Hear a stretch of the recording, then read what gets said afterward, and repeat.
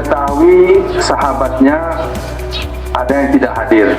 Maka dalam fungsi salat, kenapa Rasulullah berbalik setelah salat itu melihat siapa sahabatnya tidak hadir hari itu? Itulah sebenarnya sebutannya. Sekarang kita sebut dengan apel. Jangan jadikan apel itu menjadi beban. Ya, berat apel ini. Padahal apel itu tidak beban. Itu sudah rutinitas diajarkan oleh Rasulullah.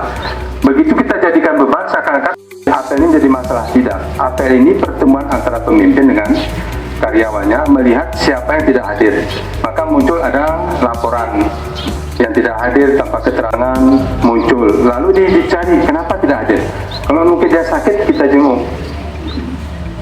Itu fungsi daripada apel.